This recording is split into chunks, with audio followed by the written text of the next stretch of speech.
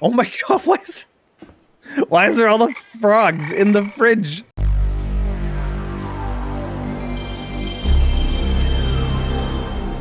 Adaka was a nice surprise of a game, made by a single developer, Cirrus Pendrake. It started as a Half-Life/Halo inspired single-player linear atmospheric first-person shooter, which I'm all for. But as Cirrus was developing this game, they wanted to keep adding more mechanics to the game. They had a bunch of ideas that just didn't really fit, so they made a new game mode, Zone Patrol. And while the main campaign was very obviously a Half-like, Zone Patrol became something entirely different. That was Stalker. It also became pretty apparent that that's where Cirrus's motivation was going. That's where their heart was. They were having a lot of fun making this game mode. That's not to say the Half-like portion of the game was bad, far from it, I enjoyed that a lot too. But Zone Patrol ended up stealing the show. So it's no surprise that Cirrus's next game is more like Zone Patrol, a Stalker-styled game called Project Silverfish. Hey, Jarek here. I'm a dragon on the internet. And while this game is officially called Project Silverfish, I've been calling it Scaly Stalker. I'll explain why after I talk about July 4th. This is downtown Portland. I go here almost every year for July 4th. There's a massive blues festival taking over Waterfront Park, people are shoulder to shoulder, and while you're standing on Hawthorne Bridge, fireworks are almost at eye level with you. It's a great time. But it's also early summer and you're standing over a river. This means in the day it's probably going to be pretty hot, and once the sun goes down it might be getting a little chilly. Thankfully, today's sponsor, IntoTheAM, has you covered. Maybe you'll want a light-colored, lightweight shirt that'll breathe for the daytime, but once the sun goes down, you might want a good-looking hoodie. Maybe you want to risk it anyway and just not bother bringing the hoodie and wear a bright graphic tee. I mean, that fits July 4th, right? Bold designs. I know this isn't integration, but I really do like these graphic tees. I do wear these all the time. What you're seeing on screen now are some of my favorite shirts. It also helps that the shirts are really comfortable, flex, and fit my body type well, so, you know, bonus advantage. But hey, since it's July 4th, they're currently having a sale, up to 60% off on their website. And if you go to IntoTheAM.com/dragonshirts, you can get an additional 10% off. Yes, that stacks. I'm sure you have a summer barbecue coming up, or maybe you just want some shirts that have a summer aesthetic to them. IntoTheAM has geared up entirely for the summer, so they've got you covered. Huge thanks to IntoTheAM for sponsoring this video. And now, let's go back to Project Silverfish. Okay, so formalities out of the way. This is a surprisingly good PC release. I just streamed this game for 7 hours straight. Max settings, high frame rate, VTubing software open, OBS open, never had a single stutter, never had a frame rate drop, never had a crash, and has all the settings you would need. As a PC release goes, this is really good, which is impressive, since it runs in Unreal Engine 5. Okay, now that I've gotten that out of the way, why do I call this game Scaly Stalker?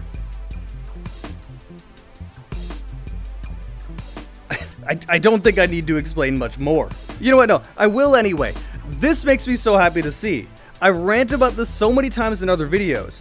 You can have a different universe, a different galaxy, a different planet, an entirely fictional universe you created, but you play as boring humans. You don't even have any extra weird species. Like, choose something else. Let me play as something more interesting than just a human. You could have aliens, you could have beasts, you could have animals. Give me furries, I don't care, just give me something more interesting than a human. And that's not even from just the aesthetic standpoint. Like, obviously, yes, I would want something more interesting, but even from a gameplay perspective, this opens things up. Like, for example, Argonians being able to breathe underwater. Just give me more stuff like that. Thankfully, in this game, everyone's a reptile. Okay, not everybody. Not everyone's a reptile, but you can play as a reptile. Yeah, you see why I'm calling it Scaly Stalker. Right away when you launch this game, you have a choice to make. You can either choose between a preset of one of these characters or create your own custom character. The preset characters have their own unique names, their own unique designs, their own unique background, and their own unique positive and negative traits. Your gameplay will be drastically different depending on which character you choose. You could choose the military dude who's just better with guns, or you could choose the stealth dude, or you could choose the crazy guy that wears no clothes and runs 1,000,000 miles an hour and jumps everywhere. Or you could make your own. Be your own reptile. That's what I made. It shouldn't be a surprise. Yeah, so this character creation is actually pretty darn good. Plenty of colors to choose from, plenty of face markings, plenty of different designs and clothes and all of the above. Those positive and negative traits I mentioned, you can assign those to yourself as well. You will have to balance them out. That's what this number is here. This has to equal 0 or you can't continue. You could choose nothing and just have no positive or negative traits. Some of these traits even are worth nothing. For example, one of them just makes things happen more often or less often. It tries to equals the RNG out in the world to around 50. I chose this because that seems more interesting. Things are happening more often then. You could have a positive trait that means loot will spawn more often. I also chose that one. But I had to balance that out. And I chose something that I thought wouldn't be a big deal. You get hungry faster. Doesn't seem like a horrible trade-off. Except hunger works a bit differently in this game than most games. You see, you won't die from starving. When you're hungry and you don't have any food, you just won't regen health. And when your hunger bar is lower, then you regen a lot slower. This reptile is fucking hungry fast, so yeah, 0 to 10 would not recommend that negative trait. That one was -3 for a reason. I kind of figured it would be -3 for a reason. It also stacks your hunger, so yeah, I don't recommend, don't choose that one. But it did let me choose another positive trait, and I forget what I've even chosen. It's less important than the hunger thing. You can kind of choose a good character customization by how long you spend creating your character. It was 40 minutes before I started actually playing the game. I do have one complaint about this character creation though. The world you're in is really dark, so it's hard to tell what your colors actually are, especially if you're trying to get a dark color yourself. I was trying to get like this red, my red. I couldn't really see the colors because it was so dark. But I digress. This character creation is really good, both in a way that makes it so that you can customize your character to look the way you want it to, and in ways that actually change the gameplay. And you know what? I get character creation more now. See, before I mostly focused on gameplay, I kind of didn't care that much. Like, sure, I would change clothes, I would change colors, I would make it look roughly like I would want it to, but I didn't necessarily care. You put a lizard in front of me, I suddenly care a lot more. No bias in any way whatsoever. There's also one more thing you can do that's very important, and you can choose what factions you're affiliated with. It is highly recommended that you go neutral to start, so that way you have a couple of positive factions, 3 somewhat negative factions, and I feel like that's the intended experience. If you want to remember who's good and bad while you're going neutral, just remember, Christmas colors are good. Red and green armbands, they won't attack you, they're positive.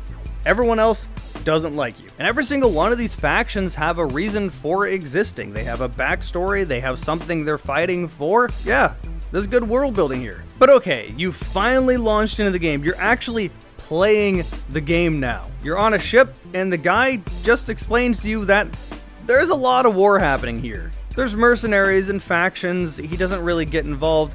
He's just here to drop you off. Very quickly, you will get introduced to one of these factions, basically a mercenary group. This is your first camp, your first outpost.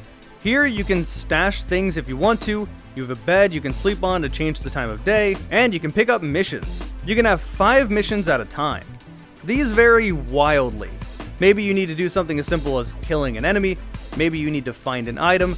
Maybe there's a treasure buried somewhere you gotta find. Maybe there's a signal jammer you need to go destroy. The game is very hands-off. It kind of just tells you where it is in the general map and lets you figure it out. Even the map is kind of hands-off. You don't have something on the map telling you where you are. It tells you what part of the overall map you're in. It tells you the hub you're in, but that's it. You'll load into this hub, it tells you where you are, and then you can kind of just figure out which exit will lead you to the hub you need to go to. Very quickly, you'll start remembering where is where, and it won't really be an issue, but it really is hands-off.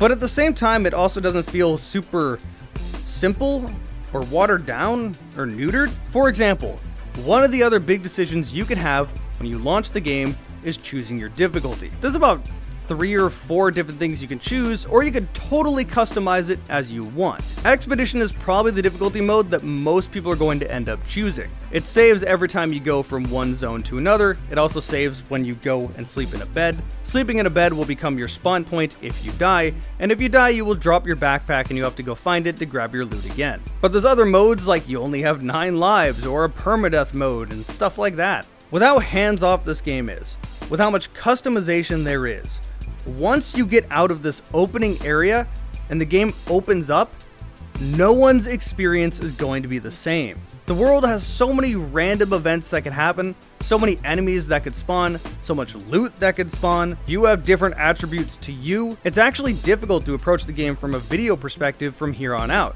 What I've explained has just been the intro. This game has wildly varying experiences. One moment you could be sitting there just listening to a thunderstorm, peacefully relaxing. The next zone over, you could be in the middle of a war trying not to die from grenades and mutants.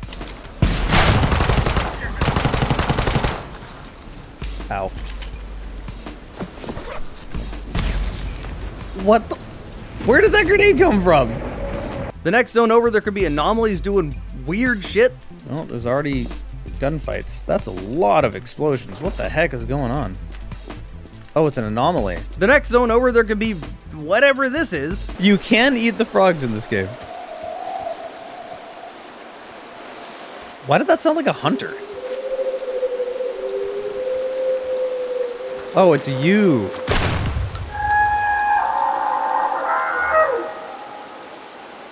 And then the next zone over, you can have this game's own version of Silent Hill. Yeah, so whenever you hear this siren, there is a major weather event happening. Okay, now that I've... Oh, well. I don't know what the event this is. Actually, I'm just going to stand here. The sky is red. I don't want to be outside.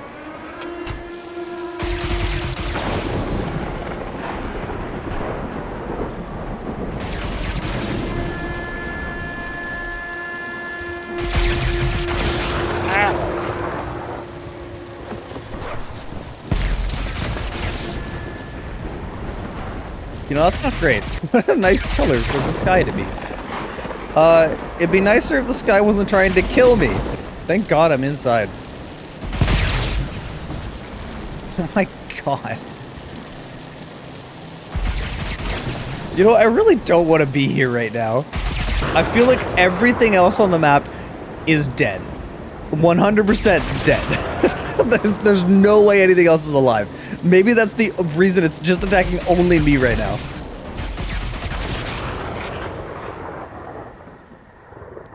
Is it done? Is it leaving? Oh my God, it's so quiet.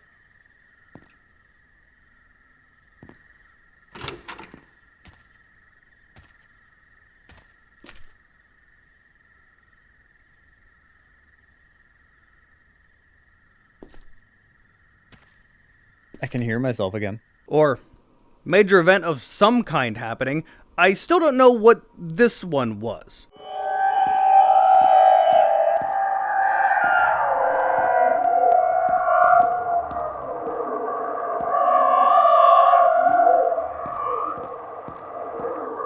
No idea what those noises were. Gonna be honest, don't want to find out. My main point here is that it is really hard to cover this game with how open it is. Your experience is going to be so different than mine. And my experience pretty quickly turned into me being a pack rat. Not by picking up everything I wanted to, but because I kept finding new guns that I wanted to mess with. This is where I should mention that even though this game is in early access, there is so much content in this game, like more than most full AAA games. I streamed for 7 hours and I had only seen about 20% of the hubs in the world. I hadn't even come close to covering about a quarter of the quests I could do. I still had way more tiers of better weapons I could find, way more enemies kept popping up that I had never seen before. This game is huge. The one thing that it is missing so far is that there's not really a story that will get you invested like Zone Patrol had yet. That is coming. For now, you're here for the Stalker experience, and boy does it deliver that. I do, however, have a few complaints. The first one is that once you have launched the game, you can't change your difficulty settings. This kinda sucks because maybe you don't really understand what some of these settings are. Maybe you think that idea of the difficulty setting is neat, but you don't know how it'll play out, so you choose it and find out you don't like it. Or maybe it's the opposite. Maybe it's too easy and you want to crank it up. As of right now, your only option is just tough shit, restart the game, and choose different difficulty settings. The next complaint I have is that it's really hard to see enemies, yet they can see you through trees and foliage seemingly no problem. It's the Far Cry 1 issue, where you can get shot through bushes but you have no idea what's shooting at you. I think this needs to be dialed back a little bit, especially because you will die. No matter how good you are at games, you are going to die. This game is going to kick your ass at some points. Another very small complaint I have is that if you have toggle sprint and you press the aim button, you don't stop sprinting. It's actually kind of hard to get out of that toggle sprint to engage in combat, and that's definitely gotten me killed a few times. Throw it. I was pressing throw and it's like nothing was happening. But those are relatively minor complaints for an overall great experience. I said I streamed this game 7 hours the first day. I didn't even notice. When I looked at OBS and it said 7 hours, I was bewildered. Also, it was dark outside. I completely lost track of time. If you are looking at Project Silverfish, I would highly recommend. It's out now, on Steam. Apparently gonna be on sale for $25 for the first week. Support your Dragon developers, support your Dragon content creators. We're doing something out here, just like these guys are. Huge thanks to my YouTube members. Just getting real for a second. I've been super tight on money. These guys have been paying a good portion of my bills and rent. Hasn't been a bunch of money, but like without that, I would be in a much more tough place. Seriously, thank you. I cannot say thank you enough. It's not lost to me these people are also doing it just because they like me making this content and they want to see more. So I really, really appreciate this. But you can still support me without doing any of this. If you want to watch my videos, there's a big playlist over there of videos just like this, or a recommended one over there, or subscribe right here. Thank you guys for watching. See you next time.